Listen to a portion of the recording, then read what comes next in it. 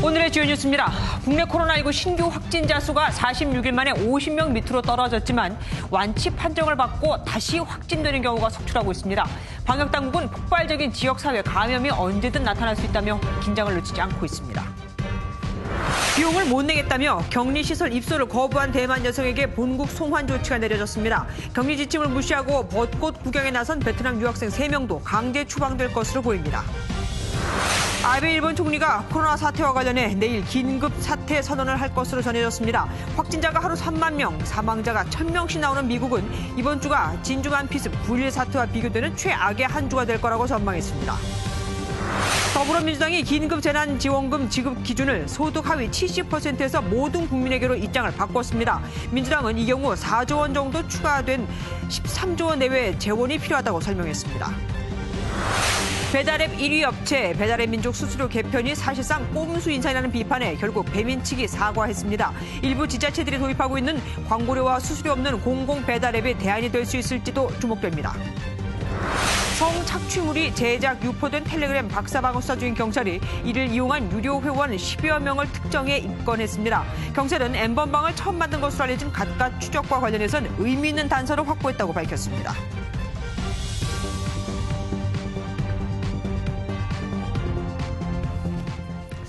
(46일) 만에 국내 코로나 1일 확진자 수가 50명 밑으로 떨어졌습니다. 하지만 정부는 폭발적 감염이 일어날 수 있다며 고삐를 늦추지 말자고 당부했는데요. 지난 주말 상충객들이 대거 쏟아져 나온 걸 경계한 발언으로 보입니다. 전민석 기자가 보도합니다. 국내 코로나19 신규 확진자 수가 47명을 기록했습니다. 50명 미만으로 떨어진 건 46일 만입니다. 보건당국은 지난 2주간의 사회적 거리두기가 어느 정도 효과를 거뒀다고 자평했습니다. 정부는 그러면서도 폭발적 감염 가능성을 염두에 두고 있습니다. 유럽이나 미국에서 보여지는 폭발적인 지역사회 감염이 언제든지 우리 사회에서도 나타날 수 있으며 정부는 앞으로 2주간 하루 확진자 수가 지속적으로 50명을 밑돌아야 생활과 방역을 병행하는 생활방역으로 전환할 수 있다는 입장입니다. 그러기 위해선 다중이용시설에서의 산발적 감염과 해외 유입, 감염 경로가 불분명한 전파 등을 최소화하는 게 관건이라고 설명했습니다. 문제는 시민들이 사회적 거리두기에 피로감을 보이고 있다는 점입니다. 빅데이터로 살펴보니 일요일이던 어제 서울에서는 홍대 앞과 강남 등 유흥가와 여의도 한강변 등 꽃놀이 명소에 인구가 몰리는 현상이 나타났습니다. 보건당국은 코로나19와의 장기전에 대비해야 한다며 사회적 거리두기를 철저히 지켜달라고 거듭 당부했습니다. MBN 뉴스 전민석입니다. 그런데 코로나19 완치 판정을 받고 다시 확진된 사람이 무려 51명이나 됩니다. 재감염인 건지 아니면 바이러스가 다시 살아난 건지는 아직 불분명한데 어쨌든 또 다른 감염원이 되기 십상이죠. 박상호 기자가 보도합니다. 68명이 집단 감염된 경북의 한 요양원에서 환자 4명과 직원 3명이 완치 후 다시 확진 판정을 받았습니다. 이런 사례는 대구와 경북에서만 35명, 전국적으로 51명에 이릅니다. 재감염인지 재발인지는 저희가 명확하지는 않습니다. 특별하게 공통점이 있거나 하지는 않았고요. 중앙방역대책본부는 재감염보단 재발에 무게를 두고 있습니다. 이들이 격리 해제된 이후 비교적 짧은 시간에 다시 양성 판정을 받았다는 이유에서입니다. 전문가들도 의학적으로 충분히 가능한 일이라고 봅니다. 아주 적은 양인데 그게 남아있다가 면역력에서 걸러지지 못하고 죽지 못한 상황에서 바이러스가 다시 몸에서 재활성화가 되면 양성으로 나올 수가 있죠. 재확진자가 속출한 경북도는 완치 판정 후에도 퇴원시키지 않고 일주일 정도 증상 유무를 지켜보기로 했습니다. 완치됐다고 안심하는 사이 또 다른 지역사회 감염 원인이 되지 않을까 우려가 커지고 있습니다. MBN 뉴스 박상호입니다. 답답하기만 한 자가격리. 이 시각 현재도 국내에서는 4만 명 가까이가 감내를 하고 있습니다. 그런데 출근을 하거나 산책을 하거나 하면서 자가격리를 보란 듯 무시하는 사람도 적지 않습니다. 1년 이하의 징역이나 1,000만 원 이하의 벌금이라고 해도 설마 하는 거죠. 이현재 기자가 보도합니다. 서울 강남구는 자가격리 중 무단 이탈한 60대 확진자를 경찰에 고발했습니다. 해당 여성은 기존 확진자와 접촉해 지난 1일 자가격리 통지를 받았지만 다음 날 오전 버젓이 사무실로 출근했습니다. 오전 9시 반쯤 강남구 보건소에서 진단검사를 받고도 무단 외출은 계속됐습니다. 오전 11시쯤 이곳 청담역 14번 출구 인근 식당에서 외식까지 한 뒤에야 집으로 돌아간 해당 여성은 오후 10시쯤 코로나19 확진 판정을 받았습니다. 부산에서는 공원으로 몰래 산책을 나갔던 50대 자가격리자가 경찰에 고발됐습니다. 이분 집을 찾아갔나 봐요. 집 앞에 와 있다 하니까 이제 이분께서 솔직하게 말씀하신 거죠. 공원에 가 있다고. 지난달 13일부터 지난 4일까지 하루 평균 6.4명이 자가격리를 위반했고 63명이 경찰 수사를 받고 있습니다. 감염병 예방법이 강화돼 자가격리 지침을 어기면 1년 이하의 징역이나 1,000만 원 이하의 벌금형에 처해질 수 있습니다. 전북 익산에서도 엄마와 아들이 놀이터로 몰래 나갔다가 적발되는 등 무단 이탈이 속출하고 있습니다. MBN 뉴스 이현지입니다. 격리시설 입소를 거부한 대만 여성이 강제 추방됐습니다. 2주간의 시설 비용 140만 원을 내지 않겠다고 버티자 사실상 우리 정부의 격리 조치를 거부한 것으로 보고 본국 송환 조치를 내린 겁니다. 김지영 기자가 보도합니다. 지난 2일 인천국제공항을 통해 관광 목적으로 입국한 30대 대만 여성 A씨. 의심 증상이 없어 시설 격리와 비용 납부 동의를 받고서 다음 날 격리시설로 안내됐습니다. 하지만 시설에 도착하자 돌연 140만 원의 격리 비용을 낼 수 없다며 시설 입소를 거부했습니다. 격리시설에서 퇴소 조치된 A씨는 출입국 외국인 사무소로 보내졌고 결국 어제 오후 본국인 대만으로 출국 조치됐습니다. 격리시설 입소 거부에 따른 첫 외국인 추방입니다. 법무부 관계자는 입소 직전 태도를 바꿔 비용에 대해서 몰랐다고 주장했다며 비용 부담 거부는 우리 정부의 격리 조치 거부로 판단해 추방하기로 결정했다고 설명했습니다. 현재 코로나19 확산 방지를 위해 모든 입국자에 대한 강제 격리 조치를 취하고 있는 미국과 중국 등도 격리 비용을 입국 당사자에게 내도록 하고 있습니다. 한편 모든 입국자의 의무적 격리 조치가 시행된 지난 1일부터 현재까지 총 11명의 외국인이 격리 거부로 입국이 거부됐습니다. MBN 뉴스 김지영입니다. 베트남 국적의 유학생 3명은 자가격리를 무시하고 벚꽃 구경을 갔다가 강제 추방될 처지에 놓였습니다. 위치 추적을 피하려고 휴대전화를 숙소에 놓고 나가는 꼼수까지 썼습니다. 강세훈 기자입니다. 차에서 남성 1명이 내리자 법무부 출입국관리소 직원들이 발열 체크를 합니다. 출입국관리소 안에서는 여성 2명이 조사를 받고 있습니다. 3명 모두 베트남 유학생들로 자가격리 규정을 위반했습니다. 여학생 2명은 지난달 28일, 남학생은 지난 1일 입국 후 음성 판정을 받고 군산 원룸에서 자가격리를 하게 됐는데 이를 무시하고 이들이 자가격리 장소를 이탈한 건 지난 3일. 위치 추적을 피하려고 휴대전화를 놔둔 채 외출하는 꼼수까지 부렸습니다. 하지만 담당 공무원이 확인 전화를 하면서 들통이 났습니다. 의도적이라는 거죠. 만약에 의도적이지 않다면 핸드폰을 놔두고 나갈 수는 없는 거고요. 베트남 유학생 3명은 자가격리 장소인 원룸에서 3km 떨어진 이곳 군산 음파 유원지를 찾아 5시간가량 머문 것으로 확인됐습니다. 벚꽃을 구경하려고 자가격리를 위반한 것이었습니다. 전라북도는 베트남 유학생 3명을 강제 추방해 줄 것을 법무부에 요청했습니다. MBN 뉴스 강세훈입니다. 일본의 코로나 상황이 갈수록 심각해지고 있습니다. 특히 도쿄는 확진자가 1,000명을 넘었는데 감염 경로를 알 수 없는 환자가 어제는 무려 64%를 넘었습니다.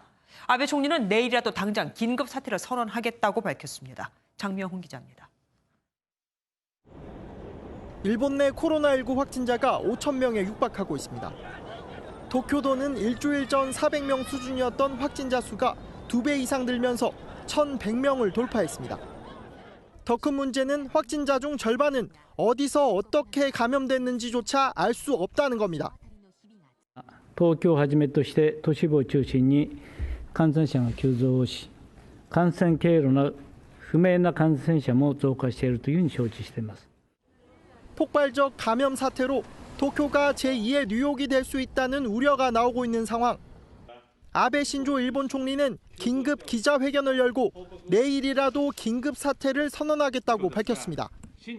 긴급 사태 발령 대상은 도쿄도와 오사카부 등 광역 지자체 7곳으로 발령 기간은 한 달입니다. 긴급 사태가 선포되면 각 지자체는 백화점 등 다중이용시설 영업을 중단하거나 개인의 토지나 건물을 임시 의료시설로 사용할 수 있게 됩니다. 다만 정부 지침을 위반해도 벌금 등의 처벌 규정이 없는 만큼 효과가 제한적일 것이란 분석도 나옵니다. 이와 함께 일본 정부는 108조엔, 우리 돈 약 1216조 원 규모의 긴급 경제 대책도 발표할 예정입니다. MBN 뉴스 장명훈입니다. 트럼프 미국 대통령은 이번 주가 최악의 한 주가 될 거라고 전망했습니다. 과거 진주만 공습과 9.11 테러와 비교할 정도라면서요. 뉴욕 동물원에서는 사육사로부터 호랑이가 감염되기도 했습니다. 구경호 기자입니다. 미국은 고강도 대책과 방역에도 하루 확진자가 3만 명이 넘고 사망자는 1,000명이 넘습니다. 말 그대로 손 쓸 수 없는 지경에까지 이른 건데 트럼프 대통령은 이번 주가 최악의 한 주가 될 것이라는 비관적인 전망을 내놨습니다. It really gets, this will be probably the toughest week between this week and next week. And there'll be a lot of death, unfortunately. 보건 당국은 더한 표현까지 썼습니다. 3,600명의 사상자를 냈던 진주만 공습과 3,000명 가까운 사망자가 발생한 9.11 테러를 언급하며 심각성을 알렸습니다. And the saddest week of most Americans' lives, quite frankly. This is going to be our Pearl Harbor moment, our 9/11 moment, only it's not going to be localized, it's going to be happening. 뉴욕 브롱크스 동물원의 4살짜리 말레이시안 호랑이는 세계에서 처음 코로나19 양성 반응을 보였습니다. 다른 호랑이와 사자들도 감염될 것으로 추정되는데 동물원 직원에게서 전염된 것으로 보입니다. 한인 유학생들은 현지에서 차별 때문에 이중 고통을 겪고 있는 것으로 알려졌습니다. 확진 판정을 받아도 진료 대상에서 후순위로 밀려 제때 치료를 받지 못하고 있는 겁니다. 한인들이 많이 운영하는 미용실이나 식당 등이 대부분 문을 닫으면서 경제적 타격도 극심한 것으로 알려졌습니다. MBN 뉴스 구경호입니다. 해열제 20알을 먹고 미국과 한국 공항 검색대를 모두 통과한 유학생. 많은 이들의 공분을 사고 있지만 입장을 바꿔보면 이해가 아예 안 되는 것도 아닙니다. 유증 증상자는 아예 비행기 탑승이 안 되거든요. 그러니 어쩔 수 없이 속이게 된다는 겁니다. 이혁준 기자가 취재했습니다. 몸살 기운이 있어 감기약을 복용한 영국의 20대 유학생은 지난 2일 인천국제공항을 통해 귀국했다가 제주에서 확진됐습니다. 이 여성은 인천에 도착해서야 감기약 복용 사실을 알렸다고 밝혔습니다. 앞서 지난달 26일 부산에서 확진 판정을 받았던 10대 미국 유학생은 인천공항에서 해열제 복용 사실을 아예 숨겼습니다. 증상이 있다고 실토하면 비행기 탑승 자체가 거부되기 때문이었습니다. 문제는 기내 주변 탑승자입니다. 두 사례 모두 각각 20명 안팎이 접촉자로 격리됐습니다. 항공업계는 전 세계 교민 이송 때처럼 유증상자 탑승 시 좌석 분리 같은 방역 당국의 지침이 절실하다고 호소합니다. 우한 교민 이송 당시 앞칸엔 유증상자, 뒷칸엔 무증상자, 2층엔 직원이 탑승해 감염 우려를 최소화했습니다. 약을 복용했다는 사실을 속이고 타더라도 인천공항 검역에서 증상과 약 복용 사실을 정확히 기술하면 처벌 대상도 아닙니다. 본인의 진술이 맞았는지 틀렸는지에 따라서 관련된 처벌이 있게 되고 그것은 우리 국내 검역법의 이 적용 대상입니다. 최근 2주 동안 신규 확진자 중 해외 입국자는 46%였습니다. MBN 뉴스 이혁준입니다. 트럼프 대통령이 코로나19 치료를 위해 말라리아 약을 대량으로 확보했다고 밝혔습니다. 시간이 없다며 우선 사용할 것을 주장했는데 약의 효능을 두고 논란이 일고 있습니다. 아직 이 약으로 치료가 확실한지 검증이 되질 않았거든요. 김희영 기자입니다. 트럼프 대통령이 코로나19 치료를 위해 말라리아 치료제 클로로퀸의 유사 약물인 하이드록시클로로퀸을 2,900만 정 확보했다고 밝혔습니다. And the other thing that we've bought a tremendous amount of is the hydroxychloroquine, and there are signs that it works on this, some very strong signs. 부작용이 우려된다는 지적에 대해서는 한가하게 임상 시험을 진행할 상황이 아니라고 답했습니다. I would love to go to a laboratory and spend a couple of years testing something. We don't have time. We don't have 2 hours because there are people dying right now.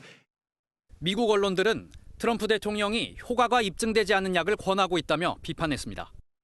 CNN은 클로로퀸이 코로나19를 치료하는 데 효과가 있다는 증거가 거의 없으며 부작용을 초래할 수 있다고 보도했고, AP통신과 뉴욕타임즈 역시 효과가 없을 수도 있는 약에 대해 검증되지 않은 주장을 하고 있다고 비판했습니다.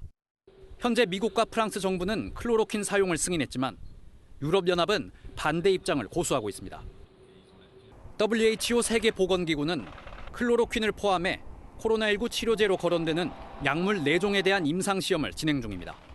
MBN 뉴스 김현입니다. 이버맥틴이라는 구충제가 코로나19 바이러스 사멸에 효과가 있다는 연구 결과가 나왔습니다. 하지만 아직 세포 단위의 실험일 뿐이라 인체 실험 단계가 남아 있습니다. 강영호 기자가 보도합니다. 구충제 이버맥틴이 코로나19 바이러스를 사멸시켰다는 연구 결과가 나왔습니다. 호주 모니시 대학 연구팀은 세포 배양된 코로나19 바이러스의 유전 물질이 이버맥틴에 노출되자 24시간 뒤 상당 부분 사라졌고 48시간 뒤에는 완전히 소멸했다고 발표했습니다. 동물용 구충제로 처음 개발된 이버맥틴은 남미와 아프리카 등 열대 지방에서는 사람용도 널리 시판되고 있습니다. 질병관리본부는 실제 환자에게 적용하는 것은 아직 무리가 있다고 선을 그었습니다. 이번 연구는 세포 수준의 검증일 뿐이라고 설명했습니다. 정확한 용량이나 아니면은 부작용에 대한 안전성, 유효성에 대한 게 충분히 검증이 되어 있지 않기 때문에 이 부분을 임상에 적용하는 것은 굉장히 무리가 있고. 안전성이 검증되지 않았는데도 혹시나는 생각으로 복용하는 일이 발생하지 않을까 우려되는 대목입니다. 이버맥틴 외에 국내에선 에이즈, 말라리아 치료제 등 6건의 약품에 대한 코로나19 임상시험이 진행 중입니다. MBN 뉴스 강영호입니다. 한의사협회에서는 코로나19 환자를 위해 병원과 생활치료시설, 자가격리자들에게 한약을 보내주고 있습니다.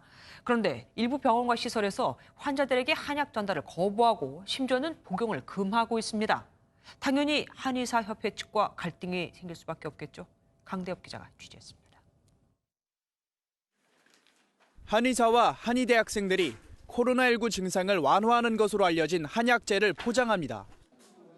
자가격리 중인 환자는 물론 생활치료센터와 병원에 입원한 환자들에게도 소포로 약을 발송하고 있습니다. 그런데 일부 센터와 병원에서는 환자들의 한약 복용을 금지하고 있습니다. 검증된 약이 아니라는 이유입니다.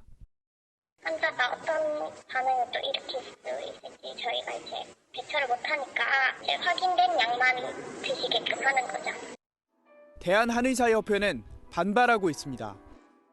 한약 먹고 증상 좋아져가지고 치료될까 봐 겁이 나서 한약 못 먹이겠다는 소리예요. 양의와 한의사의 갈등이 코로나19 환자 치료를 두고도 불거지는 모습입니다. 한편으로는 한약 복용을 금지한 병원 측을 탓할 수도 없다는 지적도 나옵니다. 지금까지 국내 코로나19 확진자 1,500여 명이 한약을 처방받은 가운데 치료 효과를 입증할 수 있는 통계는 아직 나오지 않았습니다. MBN 뉴스 강대엽입니다. 선별을 하다가는 지급 시기를 놓치게 된다. 그럼 긴급지원금이라는 말이 무색해진다는 불만에 미래통합당에 이어 더불어민주당도 모든 국민에게 4인 가구 기준으로 100만 원을 지급하자고 밝혔죠.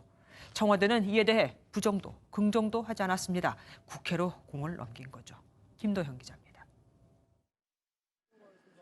이해찬 더불어민주당 대표는 위성정당인 더불어시민당과의 합동선대위 회의에서 긴급재난지원금 확대 지급을 제안했습니다. 애초 소득 하위 70% 4인 가구 100만 원에서 모든 국민으로 범위가 늘어났습니다. 계층과 관계없이 모든 국민을 국가가 보호하고 있다는 것을 한 번쯤은 제대로 보여주는 것이 굉장히 중요하다고 생각을 합니다. 황교안 미래통합당 대표가 전 국민에게 1인당 50만 원씩 주자고 제안한 지 하루 만입니다. 전 국민에게 1인당 50만 원을 즉각 지급하라. 재원은 512조에 달하는 2020년 예산의 재구성을 통해서 민주당이 전 국민으로 확대한 배경엔 최근 건보료 기준 지급 방식에 대한 비판과 함께 황 대표의 발언도 영향을 미친 것으로 풀이됩니다.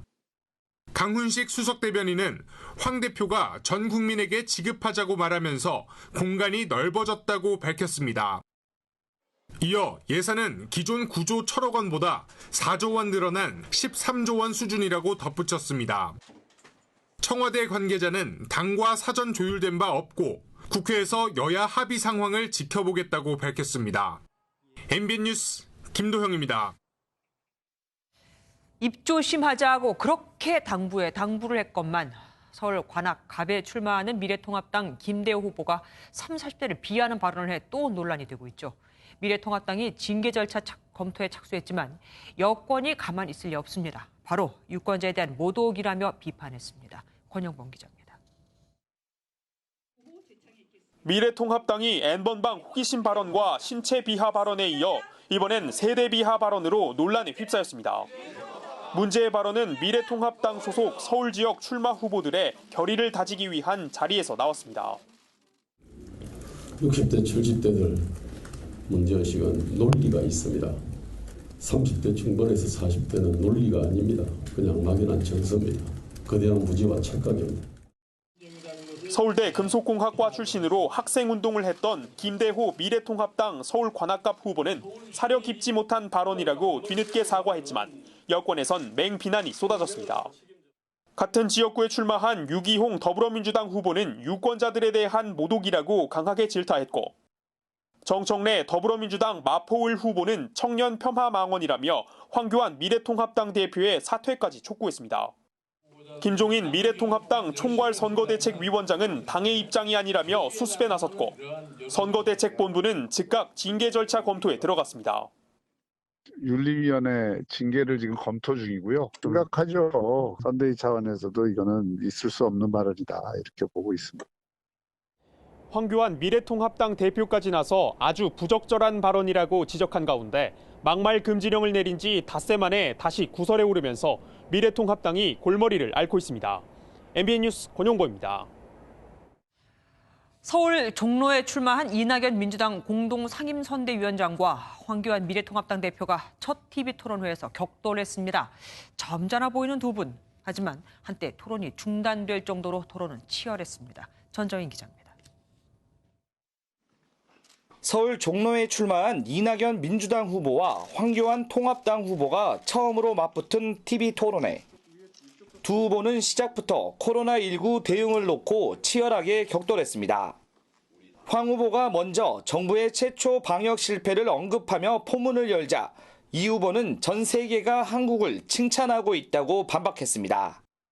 이에 황 후보가 우리 시민들이 받아야 할 평가라고 재반박하자 이 후보는 코로나 대응 관련해 통합당은 오락가락했다고 반격했습니다. 이어진 주도권 토론에서 신경전은 더 격화됐습니다. 현 정권이 좌파 독재라는 비판에 대해 이낙연 후보는 박근혜 전 대통령의 탄핵을 꺼내들며 공세를 펼쳤습니다. 2, 3년 전에 멀쩡한 나라였다면 헌정사상 초유의 대통령 탄핵이 왜 있었을까? 헌정사상 초유의 대통령이 탄핵이 이루어진 나라가 멀쩡했을까? 우리나라 멀쩡했습니다. 경제 멀쩡했습니다. 그리고 안보도 튼튼했습니다. 이 정권 들어와서 2년 만에 무너지기 시작했습니다. 질의응답 과정에서 황 후보가 자신의 질문 기회가 줄어들었다고 이의를 제기하면서 10분가량 토론회가 중단되는 등 토론 내내 팽팽한 신경전이 이어졌습니다. 토론회가 끝나고 이낙연 후보는 경기 파주와 고양 등을 찾아 지원 유세에 나섰고 황교안 후보는 한국노총 위원장을 면담한 뒤 종로 유세에 집중했습니다. MBN 뉴스 전정인입니다. 선관위가 전국 14,330곳의 투표소를 확정하고 본격적인 투표 준비에 들어갔습니다. 길이가 역대급이라는 21대 총선 투표용지도 인쇄를 시작했는데 연동형 비례대표제 도입으로 정당이 많이 늘면서 용지 길이는 무려 48cm에 달합니다.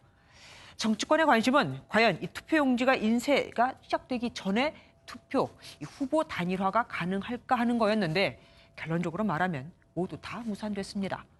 경남 창원 성산에서 더불어민주당 이흥석 후보와 정의당 여영국 후보가 끝내 이견을 좁히지 못했고 민주당 예비 후보였다가 무소속으로 출마한 민병두, 문석균 후보의 완주 의지도 여전하죠.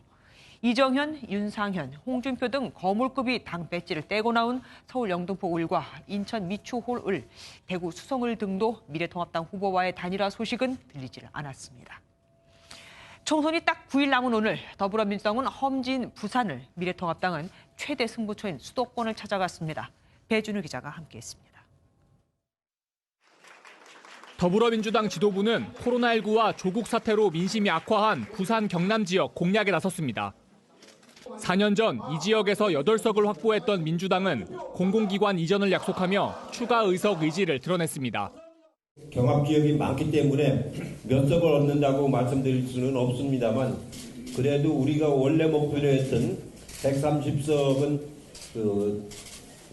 무난히 확보하지 않을까. 김종인 미래통합당 총괄선거대책위원장은 승부처로 불리는 서울 마포와 영등포, 양천 등 수도권을 돌며 화력을 집중했습니다.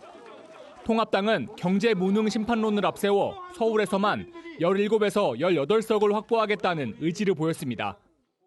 서울시 유권자들의 역량을 믿고 우리 후보자들이 남은 기간 동안 열심히 하신다면 소기의 목적은 반드시 달성될 수 있습니다. 손학규 민생당 상임선대위원장은 안양 등 경기 남부 지역 유세에 집중했고 심상정 정의당 대표는 N번방 처벌법 제정을 촉구하며 1시간 침묵 선거 운동을 벌였습니다. MBN 뉴스 배준우입니다.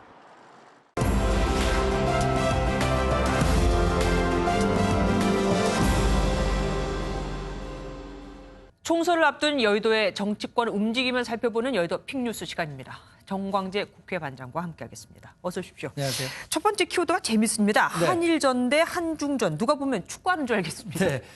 혹시 미래통합당의 비례위성 정당이죠? 네네. 이 미래한국당의 비례대표 1번 혹시 기억하시나요?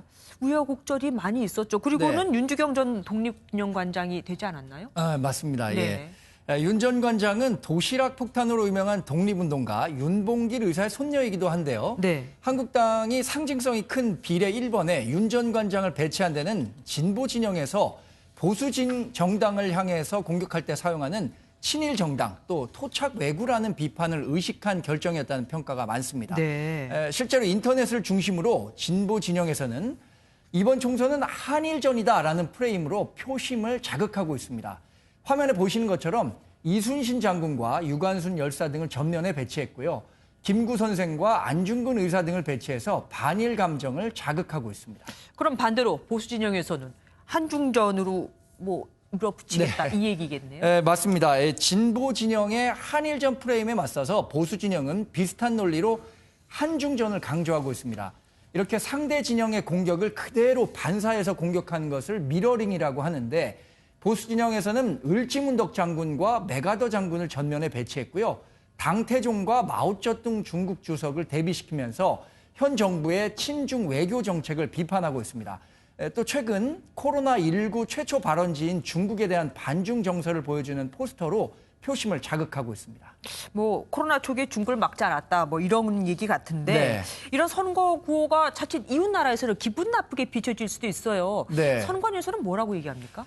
중앙선거관리위원회는 선거운동 주체가 아닌 사람들이 총선은 한일전이라거나 총선은 한중전이다 이렇게 적힌 현수막을 선거 동료 차원에서 거는 건 선거법 위반이라고 판단했습니다. 예. 이런 현수막이 특정 정당이나 후보자 지원을 유추할 수 있는 만큼 허용할 수 없다는 뜻인데, 그렇지만 선거에 직접 뛰는 후보가 이런 내용의 현수막을 건다면 정해진 방법 또 개수 내에서는 허용이 됩니다. 네. 대신 후보별로 현수막 게재 제한이 있기 때문에 이걸 굳이 한일전이나 한중전 현수막을 사용할 후보는 많지 않을 것 같습니다. 네. 또 오프라인 현수막 게재는 위법이지만 온라인에서는 얼마든지 허용이 되는데, 선관위 관계자는 온라인에선 후보자에 대한 허위사실 유포나 비방이 아니라면 투표 동료는 물론이고 선거운동도 얼마든지 가능하다, 이렇게 설명하고 있습니다. 네. 그러나 아무리 선거라고는 하지만 국론 분열을 조장해서 표를 얻겠다, 이런 생각은 지양해야겠죠. 그렇죠. 요즘은 시청자, 유권자들이 얼마나 현명해졌는데 네. 역효과도 분명히 날 겁니다.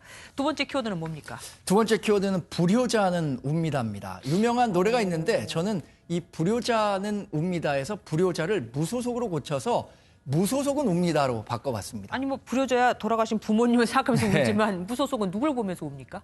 이번 총선은 많은 정치 전문가들이 대선 같은 총선이라고 얘기합니다. 그만큼 네네. 두 양대 정당 중심의 대결 구도가 명확하다는 뜻인데요.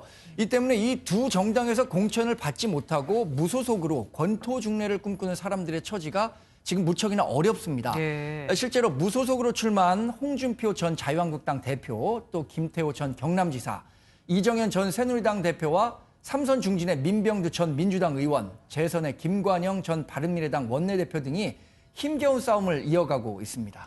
이름만 들어서는 정말 쟁쟁한 분들이 많습니다. 네. 그런데 집 나가면 고생이라고 이분들 선거 결과를 점치기가 쉽지 않아요. 집 나가면 정말 고생이죠.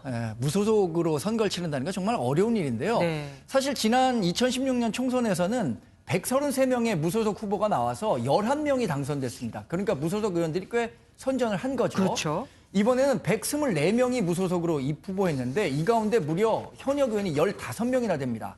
그런데 정작 지역별로 나오는 여론조사를 종합해보면 쉽지만은 않은 상황입니다. 홍 전 대표가 오차 범위 내에서 통합당 후보에 조금 앞서 있고요. 김 전 지사와 김 전 원내대표는 오차 범위 내 접전 중입니다.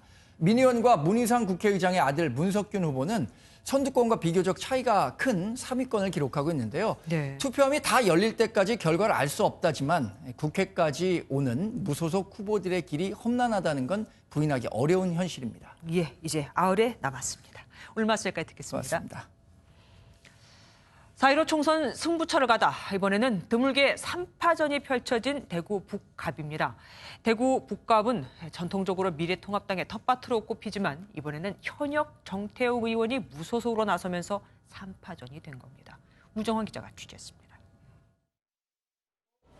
대구의 대표적인 전통시장인 이곳 칠성시장이 있는 북갑 지역은 20년 넘게 보수 정당이 아성을 지켜온 것입니다.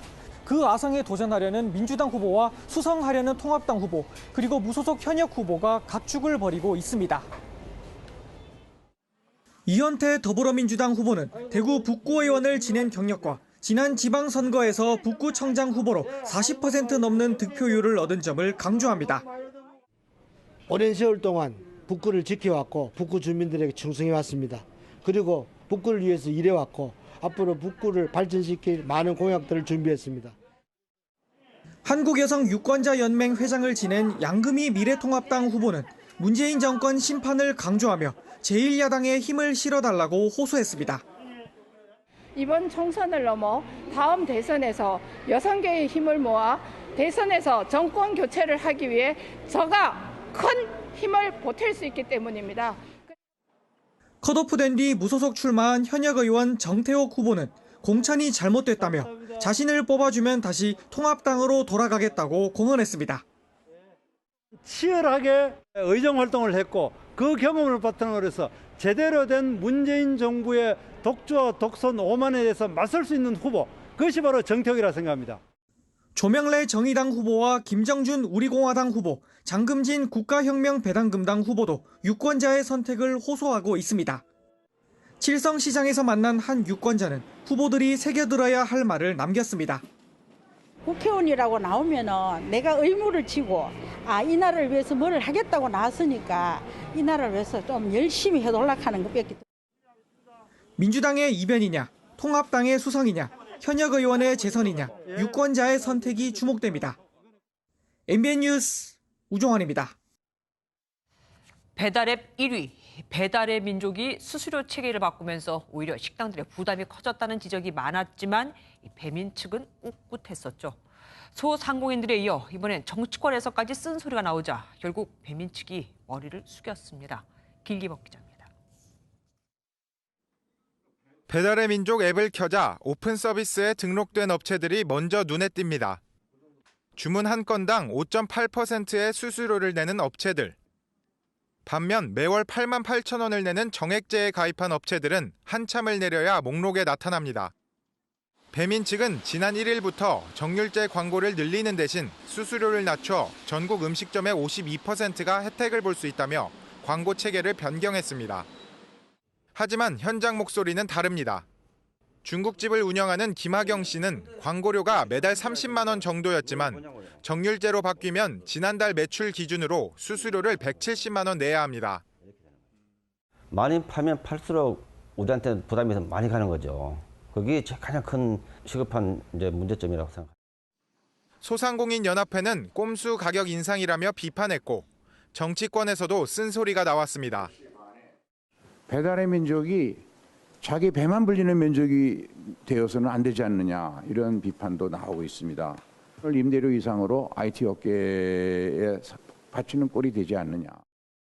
논란이 계속되자 배달의 민족 측은 자영업자 상황을 살피지 못했다며 새 요금제 개선책 마련에 나서겠다고 사과했습니다.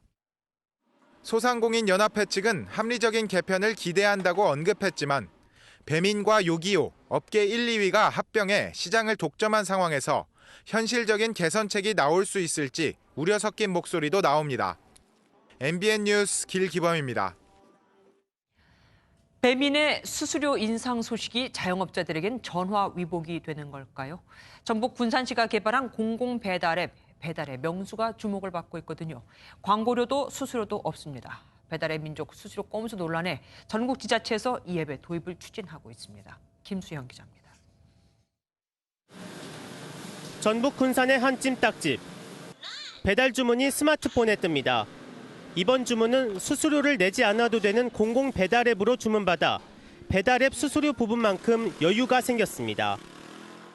나가는 금액으로 고객분들한테 더 그만큼 할인도 해드리고 서비스도 챙겨드릴 수 있는 부분이거든요. 군산시가 지역 자영업자를 위해 만든 공공 배달 앱 배달의 명수는 자영업자의 광고비와 수수료가 전혀 없고 지역 상품권을 받는다는 것이 가장 큰 특징입니다. 네, 소비자들이 모바일 상품권 사용을 하심으로써 10% 할인된 가격으로 음식을 드실 수 있어서 소비자도 만족하고 그러면서 출시 때보다 거래가 50% 늘고 가맹점이 꾸준히 늘면서 이 지역에서 민간 앱의 대안으로 떠오르는 모양새입니다. 수수료 논란과 코로나19로 자영업이 전국적으로 어려움에 처하면서 서울시 등 100여 곳의 지자체가 벤치마킹을 요청했습니다. 우리 경기도 차원에서 공공 앱을 만드는 것을 포함해서 어떤 대응 정책이 가능한지를 한번.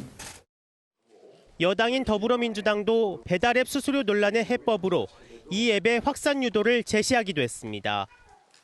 공공 배달 앱이 민간 앱 일변도에서 경쟁을 유도하는 측면도 있지만 공공재가 아닌 개인 소비 영역까지 세금을 쓰는 것 아니냐는 지적도 나옵니다. MBN 뉴스 김수영입니다.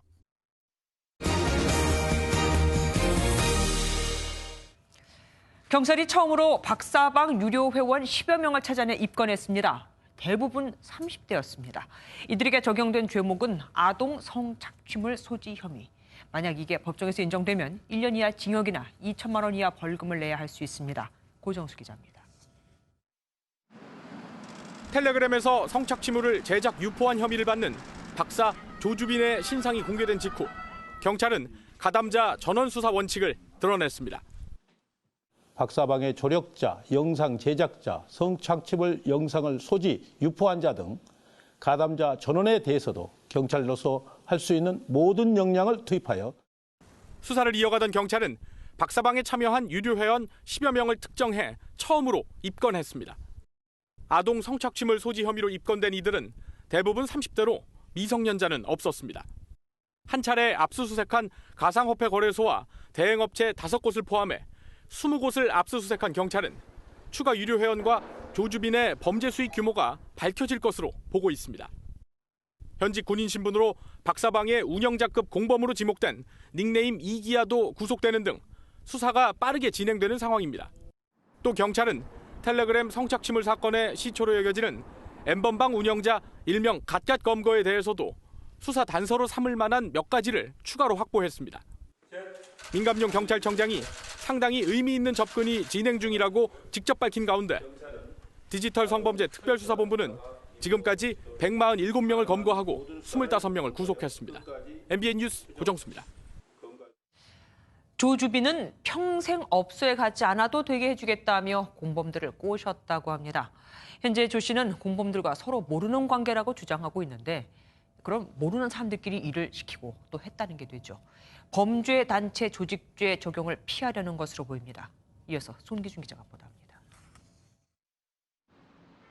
검찰이 지난 3일 조주빈 공범들의 자택과 사무실 그리고 수감된 구치소 등을 압수수색했습니다. 조주빈이 공범들을 모른다고 하는 만큼 공모관계 등 여러 혐의를 입증하고자 압수수색을 단행한 겁니다. 서울구치소는 공범인 사회복무요원 강모 씨와 성범죄를 저지른 한모 씨, 거제시청 공무원 천모 씨, 닉네임 태평양 이모군 등 4명이 수감된 곳입니다.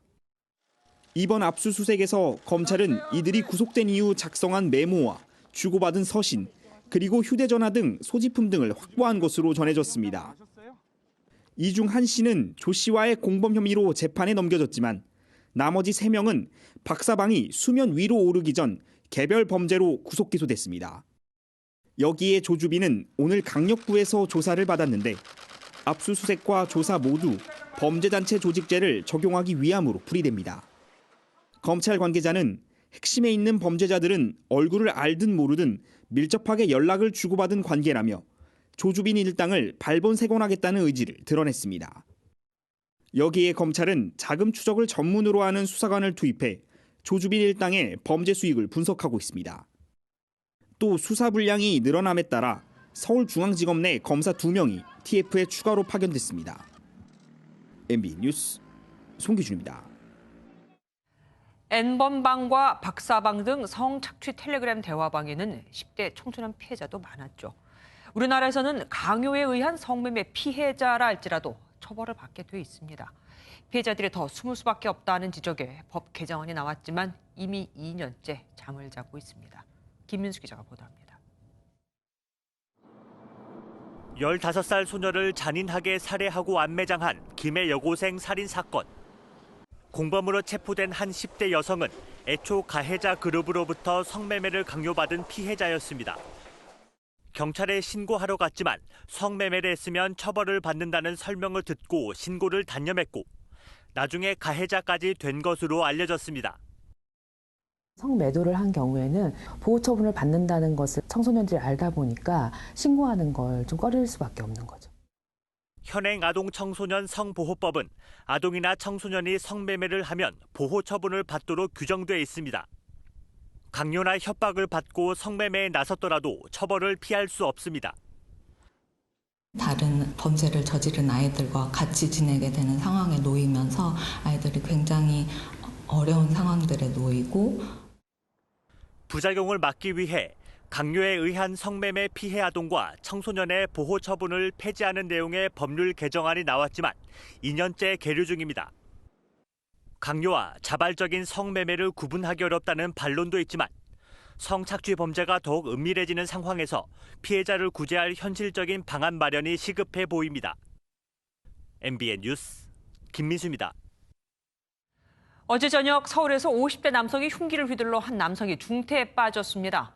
함께 술을 마시다가 건방지다며 범행을 저지른 건데 평소 동네에서 알고 지내던 사이라고 합니다. 노태영 기자가 단독 보도합니다.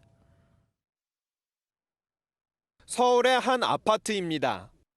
주차장에 구급차 한 대가 서 있습니다. 한 남성이 흉기에 찔렸다는 신고를 받고 출동한 모습입니다.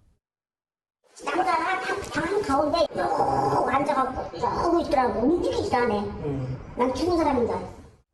사건은 이곳에서 평소 함께 알고 지내던 사람들 간의 술자리 도중 발생했습니다. 집주인과 동네 주민 2명이 모여 술을 마시던 중 초대받아온 50대 남성 A씨가 다른 남성에게 흉기를 휘두른 겁니다. A씨는 자신보다 어린 피해자가 건방지다며 집안에 있던 흉기로 가슴 부위를 찌른 것으로 전해졌습니다. 아우가 너무 X리니까 나는 솔직하게 그것도 몰랐지. A씨는 출동한 경찰에 의해 현장에서 체포됐습니다. 피해자는 병원으로 옮겨졌는데 부상 정도가 심한 것으로 알려졌습니다. 서울 강서경찰서는 A씨를 살인미수 혐의로 입건하고 정확한 사건 경위를 조사하고 있습니다. MBN 뉴스 노태현입니다. 늙어 보인다, 얼굴이 크다 등등 적나라한 외모 품평으로 제자들에게 성적 수치심을 느끼게 해 출연정지 처분을 받은 유명 안무가에 대해 그 징계가 정당하다는 법원 판결이 나왔습니다. 이번에도 재판부가 강조한 건 피해자의 입장에서 봐야 한다는 성인지 감수성이었습니다. 박자은 기자입니다.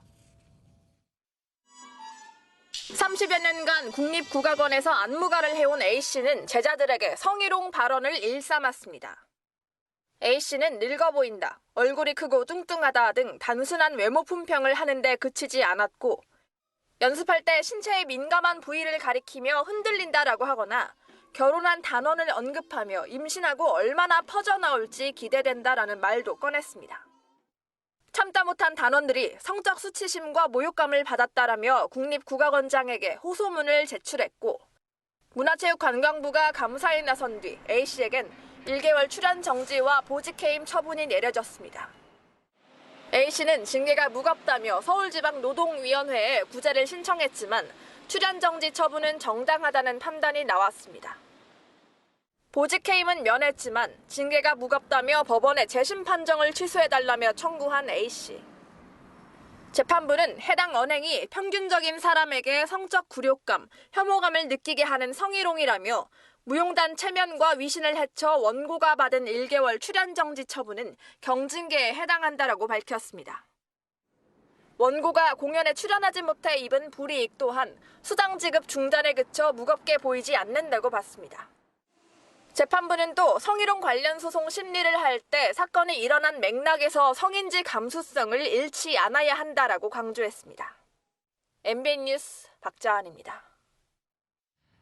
부산 신항에서 부두에 접안 중이던 15만 톤급 컨테이너선이 대형 크레인과 충돌했습니다. 아파트 5층 높이의 대형 크레인이 그대로 붕괴됐습니다. 김종민 기자입니다. 15만 톤급 컨테이너선이 부두로 들어옵니다.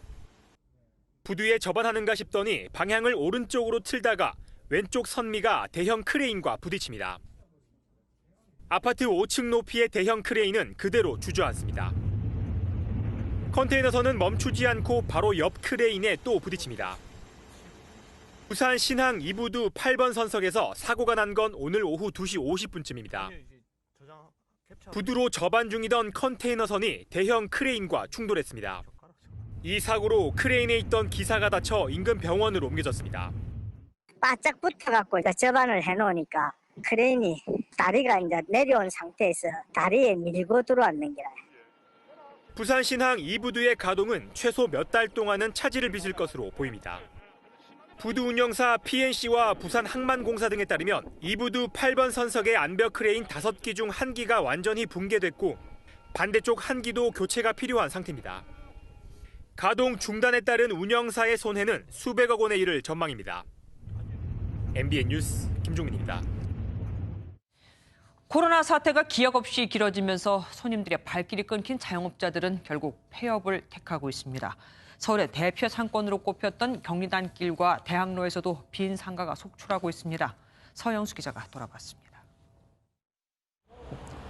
평일에도 젊은이들의 발길이 끊이지 않았던 이태원 경리단길입니다.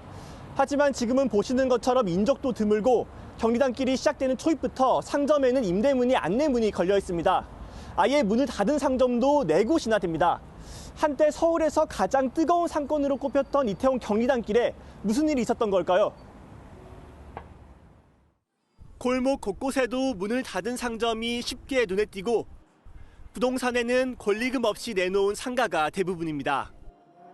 가뜩이나 침체된 상권에 코로나19가 직격탄을 날린 셈입니다. 경기당이 침체된다라고 그런다고 더 제보 이중고를 걷고 있는 거지. 불과 5년 만에 원대가 되었고 다 사라져버렸잖아요.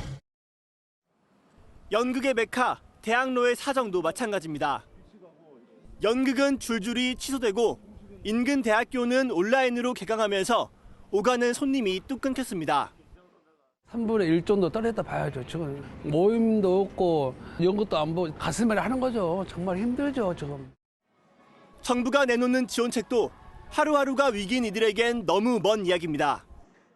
일단 대출까지 나오는 기간이 한 달 전후 되니까 그때까지는 뭐 어떻게 버텨야 되는데 뭐 지금 사람이 안 오다 보니까 대책이 없죠.